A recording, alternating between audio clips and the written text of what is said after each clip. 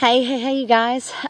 So I just finished my run, and I won't make this long and drawn out. I just want to share that I'm such a girl. I ran the most I've ever ran tonight. And the most I've ever ran is 9 miles. And so about 7 miles, I had already overcame, whatever the proper English word is. I don't know. I'm like in runner's high right now anyway, so my brain is not even like formulating sentences. I think the words are just falling out the same way my legs fell the last 5 miles. So I had already dealt with like a pretty significant amount of issues while I was running. Okay, so some of those were physical, and some of those were emotional.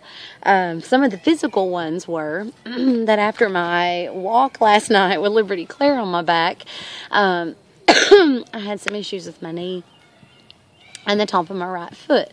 I'm sure there's probably some scientific reason for it, but it's just what I've been dealing with all day. And so about mile 6.5, all of a sudden, I don't know if it just freaking went numb or if I just had worked so diligently on form that I had relieved the pressure off of those two trouble spots. And so, excuse me. And so I've been snotting all the way around this park, by the way, so I'm sorry if it ends up on the screen or whatever. So about mile 7.5, I started dealing with, wouldn't you know it, just some sadness about somebody who used to be in my life. And everywhere I go, I run into people that we were mutual friends with. And everywhere I go, I run into people that he works with. And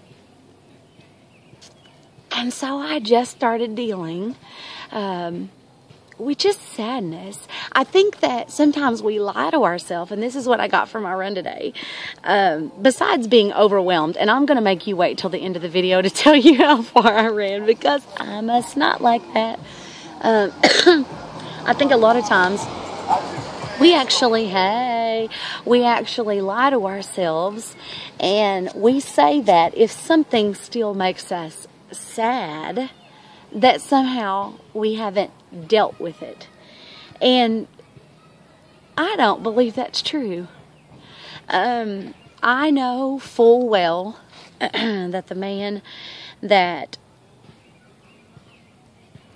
I am, because I can say that full well because that's not the person that he actually is anymore. The man that I am in love with and was in love with,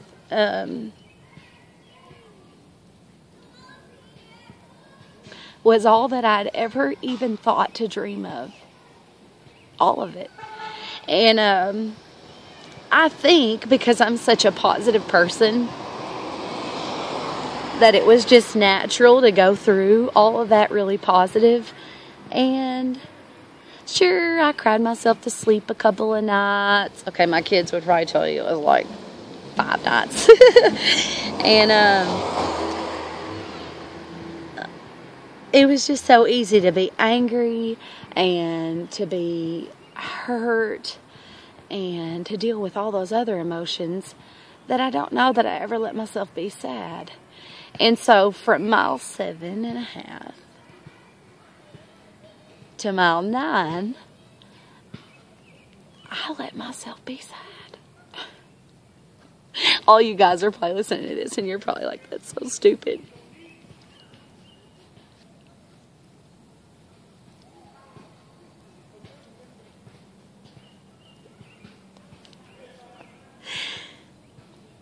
And from mile 9, which is the farthest I've ever ran,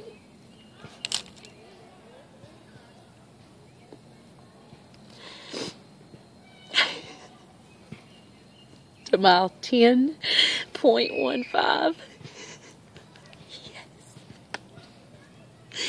I just remembered how valuable I am. And I think about this stuff all the time. It's not like this is the first time I thought about how valuable I am.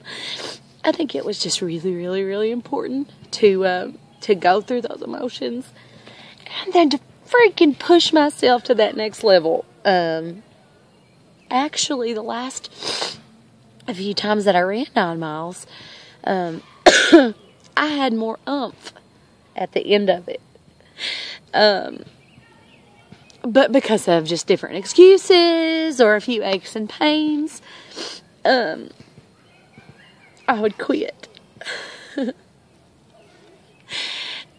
then it hit me that running is much like marriage.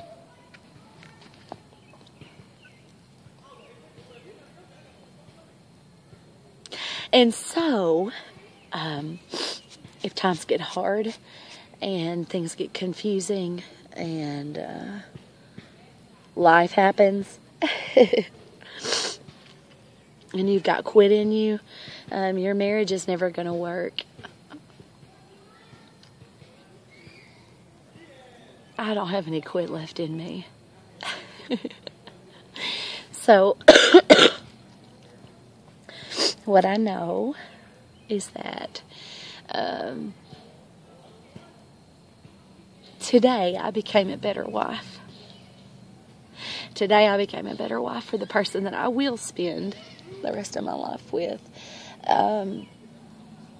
Because I hit a wall. Do you hear me? I have no idea. I have no idea how my legs got that last mile. My hip flexors were hurting so freaking bad. And my glutes. I ran at Craighead Forest Park, which if you've ever ran out here, then you know it's not flat. I ran around the road, down 2 inlets, down onto the, pollen is crazy in Arkansas, by the way, down onto the path around the lake. And then whenever I got back to where I got onto the path at the lake, I got back onto the road, and ran back around the road and down a couple inlets. And at the end, I'm looking at my Fitbit and I'm knowing how far 10 miles is, right? And I get to that end and I'm like, I want to quit. I want to quit. I want to quit. It hurts so bad. I want to quit. I want to quit. And I just cried the last 100 steps, I'm sure.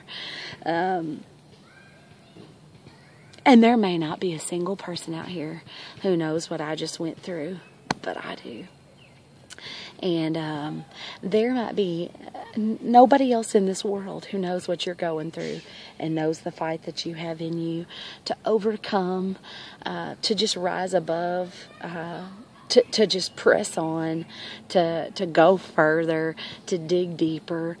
But you know, and I will walk out of this park and I will drive out of here a better woman.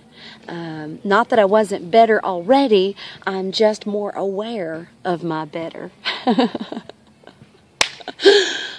ran 10.1, what was it, 10.15 or 10.17? I took pictures of it. I'm sure I'm going to do a little side-by-side because I'm so stoked. So, if you're out there and you've just considered getting involved in running, I want to tell you that unless you want to become your own life coach, don't do it.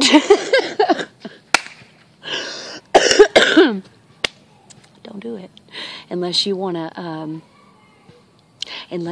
overcome some of the biggest, deepest, darkest places in your life. Don't run. If you don't want to face who you are, freaking don't run. If you don't want to be pushed beyond your body's physical capability, don't run. If you don't want to know how strong you are, don't run. And if you don't want to live deep, definitely don't run. I love you guys. Over 10 miles, baby. I'm going to limp to the car now. Word.